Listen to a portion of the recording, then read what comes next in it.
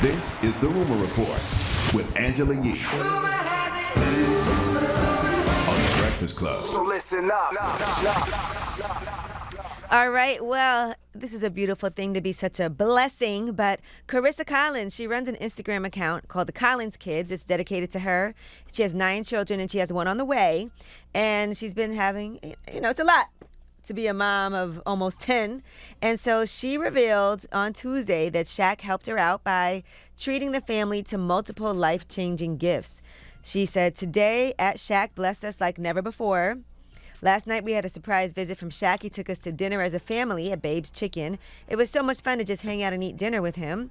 Then she said, and then today he started the day off by taking us to the Mercedes dealership to get us a new family 15-passenger van. We were outgrowing our 12-passenger van, and the air conditioning wasn't always working the greatest, and so this is an outrageous blessing. They didn't have any in stock, and so we got to customize and order a van that should be here in July. That is incredible. What a huge gift to give such a large family. She said he then took us to Rainforest Cafe, where he paid for another table's entire meal, and he also tipped the waitress $1,000 after her car broke down today. And then he said the Collins family could use another blessing when he learned about Carissa's husband, Mandre Collins' truck. She said when he saw my husband's truck had been without air conditioning and heat for a while, he took us to a Ford dealership and blessed us with another truck. Can you imagine all of that? He didn't even post any of this. Drop on the clues bombs for Shaq. You're not supposed to. That is Shaq. Yeah, and Shaq been doing stuff like that for years. Yeah, Shaq is such a good brother. It doesn't matter who you are. He'll stop. He'll talk to you. He'll help you out if you have problems.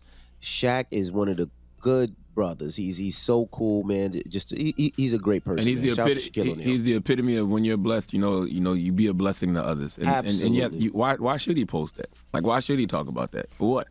So she wanted to share that story because he, of course, wasn't going to. And then she said he also spent time encouraging us and loving on our children and speaking life into our family. I am completely lost for words. Somebody wake me up because I must be dreaming. Thank you, Shaq. Times a million times. You have been such a blessing to us in so many ways. Salute to that great public servant named Shaquille O'Neal. Shaq understands that life is about service to others, man. Salute to that brother. But he's always like that. No matter when I see him, no matter where he's at, he'll stop, he'll talk to you, he asks about your kids, how's your family doing, but he cares. Some people just say it and they don't care. He cares. So shout out to Shaquille O'Neal. All right, and congratulations to the Brett and Jessica Dupart. They got married. They got married on Tuesday in front of 100 people. This was in Fairburn, Georgia, according to People magazine. So congrats to them. The Brett was escorted down the aisle by Jermaine Dupri, while Jessica had her brother, Damon, walk her.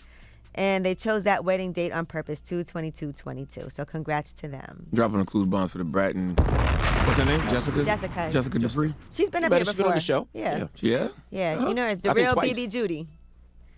You know her? I don't remember that one. Yeah, she's been up here. It's been a long time. Been doing this for a long time. Kaleidoscope Hair Products. That's who you probably know her from. All right, now Tank and Young Bleu had an exchange of words on social media. This was something I didn't see coming. Now, somebody had posted, Young Bleu might be the new king of R&B. This brother make bangers only. And the Shade Room had posted Young Bleu retweeting that tweet from a commenter who calls him the king of R&B. And then Tank commented under there, and he said, "I'm glad I'm from a different generation because y'all wild," and he put laughing emojis. Well, Young Bleu did not like that, and he said, "Another episode of bitter old N-words. Tank, you still waiting on that verse. That's why you mad. You supposed to be an OG. You commenting on Shade Room, acting like a female. Don't worry, I'm not interested in being labeled as no king of R&B. I'm about to be a real superstar soon. I don't say ish to y'all dudes. I be in my own world. I already felt your weird energy. That's why I ain't record to that whack-ass song." And then he posted a conversation on social media where, Tank was writing to him and he didn't respond. And here is what Tank had to say about this exchange. Let's kill the beef talk. Tank has beef with nobody, especially not Young Bleu. I am proud of the young fella. Only thing I was communicating to him in that text, what you guys saw is, hey man, communicate what you feel. If we supposed to get out and do something, we put our word on something that we're going to get it done, then do that. And if you don't want to do it, that's fine too. There's no love lost in that. I've been doing this for 20-something years, and I do my best to make my word my bond. For those that I've ever fall short of my word, I apologize, and I apologize to them to their face. And that's all in response to Young Bleu posting the conversation. Well, it was a one-sided conversation. Tank sent him a song.